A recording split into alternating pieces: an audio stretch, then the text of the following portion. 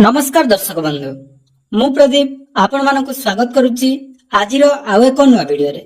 तो गतकाली आमे post office रे थिबा सुकन्या समृद्धि योजना विषय रे संपूर्ण डिटेल्स आलोचना करिथिलु। जोंथिरे जदि आपण मानक घरे 10 वर्षरू कम बयसर झीओटी अछि तो ता नारे सुकन्या समृद्धि योजना रो अकाउंट टी ओपन कले आपण मानकु कोन कोन बेनिफिट मिल पारिबो एवं सुकन्या समृद्धि योजना रे अकाउंट टी ओपन कले आपण मानक झीओर भविष्यत रे सेटा केते दूर सहायक होई पारिबो से विषय रे संपूर्ण डिटेल्स आलोचना करिथिलु। तेनु आज रो ई वीडियो रे जदि आपण मानक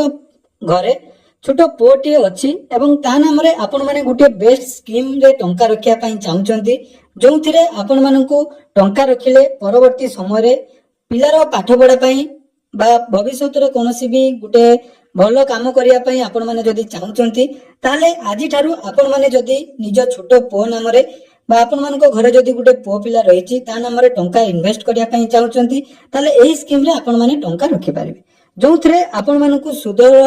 जो मिलिया पई जाउछि जोटा कि बहुत सुंदर स्कीम रहिबो एवं एथिरे जो इंटरेस्ट आपण मानकु प्रोवाइड करा जिवो ता मध्ये अन्य स्कीम तुलना रे सुंदर रहिबो। तो आसंतु पोस्ट ऑफिस रे एमिति को स्कीम रहिछि जोंथिरे आपण माने जदि टंका रखिया पई चाहुचंती एवं आपण मानकर जदि घरे छोट पिला नाम रे टंका रखिया पई चाहुचंती तो एही स्कीम विषय रे पूरा डिटेल्स जानिबा। तो ता पूर्वरु जदि चैनल को प्रथम थर विजिट करचंती वीडियो को लाइक करिवे चैनल को सब्सक्राइब करबा सहित पाखरे थिबा बेल आइकन को क्लिक करी ऑल ले सेट कर देबे। तो देखो पोस्ट ऑफिस आपण मानकु बहुत सुंदर सुंदर स्कीम वर्तमान जाकी प्रोवाइड करूची जो स्कीम मानकरे जदि आपण माने टंका रखुचंती ताले आपण मानकु बहुत सुंदर रिटर्न मध्ये मिलुची एवं सबुठार इंपोर्टेंट कथा जाकी पोस्ट ऑफिस रे टंका आपण मानकर 100% सिक्योर रहउची।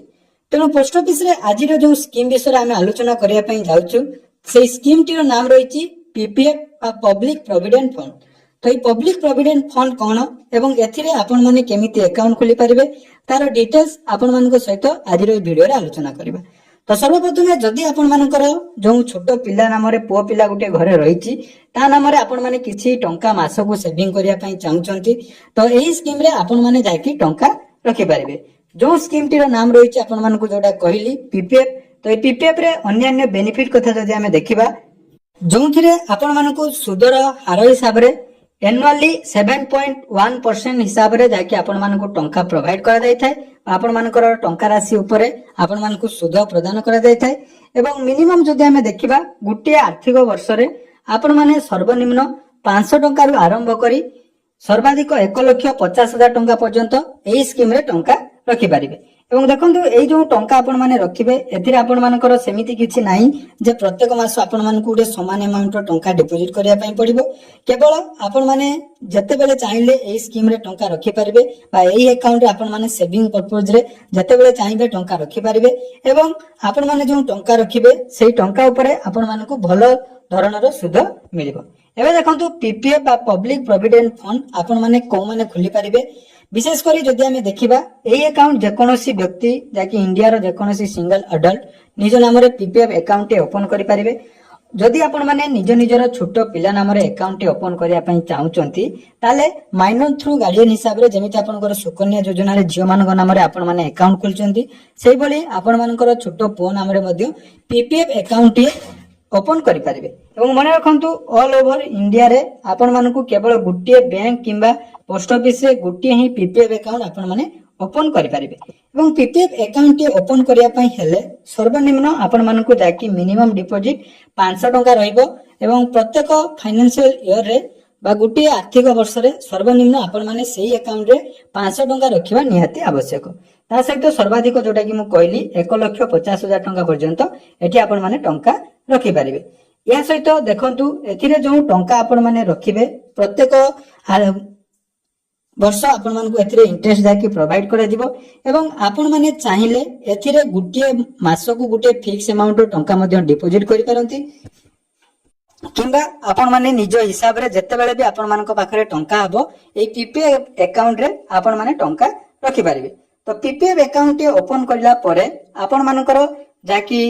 जो सर्वनिम्न 500 टंका जदि गुटी आर्थिक वर्ष रे आपण माने डिपॉजिट करूनांती तो तार परवर्ती वर्ष रे आपण मानकु 500 प्लस 50 टंका रे गुटे डिफॉल्टर फी देई आपण माने अकाउंट को पुनी थरे जाकी कंटिन्यू करि पारिबे। এবং এই ইন্টারেस्ट जोटा कि आपण मानकु प्रोवाइड करा जिवो सेटा आपण मानकर प्रत्येक फाइनेंशियल ईयर रो एंड समय रे आपण मानको अकाउंट रे ताकि ऑटोमेटिक क्रेडिट हे जिवो एवं एठरे जो इंटरेस्ट आपण मानको दिया जिवो देखंतु interest earn is tax free under income tax act अर्थात इनकम टैक्स रो रूल अनुसार एथिरे जहां भी सुध आपण मानको मिलिबो सेटा आपण मानकर टैक्स फ्री रहइबो। या सहित देखंतु पीपीएफ रे आउ गुटे मध्ये सुविधा रहिछि जोटा कि आपण मानकर लोन लो मध्ये सुविधा अछि एथिरे आपण मानकर 1 ईयर परे आपण माने चाहिले जाकि लोन मध्ये आपण मानकर पीपीएफ अकाउंट नै पारिबे जोटा कि 25% आपण मानकर प्रीवियस ईयर रो जहां भी डिपॉजिट हेतिबो तार 25% आपण माने एथिरे लोन नै पारिबे। एटा गला पीपीएफ रो जाकि डिटेल्स एवं पीपीएफ अकाउंट आपण माने जाकि निकटस्थ पोस्ट ऑफिस रे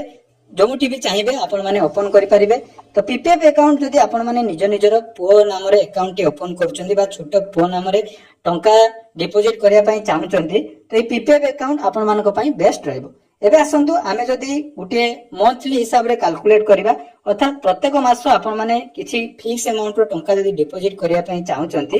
ताले सर्वनिम्न आपण मानको जाकी कहली 500 टंका रो जदि आरंभ करछन्ती अर्थात प्रत्येक मास आपण माने 500 टंका एथरे डिपॉजिट करिवे एवं ए डिपॉजिट कला परे पीपीएफ अकाउंट ओपन जते बेले करूचन्ती यार देखंतु मैच्योरिटी पीरियड आपण मानकर 15 वर्ष रहइबो। एटा म आपण मानको कहि देली जे पीपीएफ अकाउंट करले आपण मानको 15 वर्ष पर्यंत एथरे टंका डिपॉजिट करथुवे 15 वर्ष परे जाकी आपण मानकर मैच्योरिटी हबो। जेमिति सुकन्या योजना रे आपण मानको 15 वर्ष डिपॉजिट करिया पई पड़ितै आ 6 वर्ष अर्थात 21 वर्ष परे आपण मानकर टोटल मैच्योरिटी हेतै किंतु पीपीएफ रे आपण मानकर 15 वर्ष पर्यंत आपण माने एई स्कीम टाको कंटिन्यू करिया पई पड़िबो। देखो 15 वर्ष जदि आपण माने प्रत्येक मास 500 टंका रखुचंती टोटल 15 वर्ष रे आपण माने 90,000 टंका एथि रखिबे एवं 90,000 टंका ऊपर टोटल इंटरेस्ट देखंतु आपण मानकर 67,785 टंका आपण मानकर टोटल इंटरेस्ट आपण मानको पीपीएफ अकाउंट रे मैच्योरिटी समय रे मिलिबो। अर्थात टोटल मैच्योरिटी अमाउंट आमे जदि देखिबा 1,57,785 टंका आपण मानकर टोटल जाकी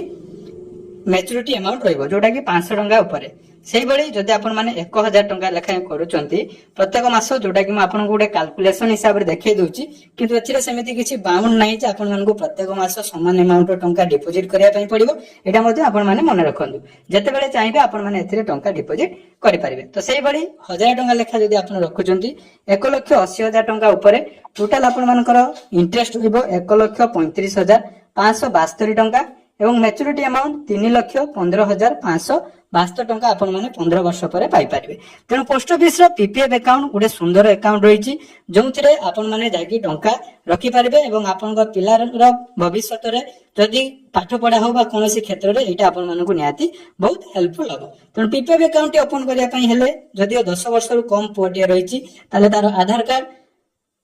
जन्म सर्टिफिकेट एवं आपण मानकर आधार कार्ड पैन कार्ड एवं पासपोर्ट साइज जो दुईटी फोटोग्राफ नहीं आपण माने पोस्ट ऑफिस से पीपीएफ अकाउंट ओपन करि पारिबे। तेणु आशा करूची वीडियोटी आपण मानकु नियाती इनफॉर्मेटिव लागिथिबो। तो जदि वीडियोटी भल लागिछि नियाती चैनल को सब्सक्राइब करबे एवं आगो को एई बळी बहुत सारा सुंदर सुंदर स्कीम विषय अपडेट हम चैनल माध्यम रे पाई परिबे। धन्यवाद।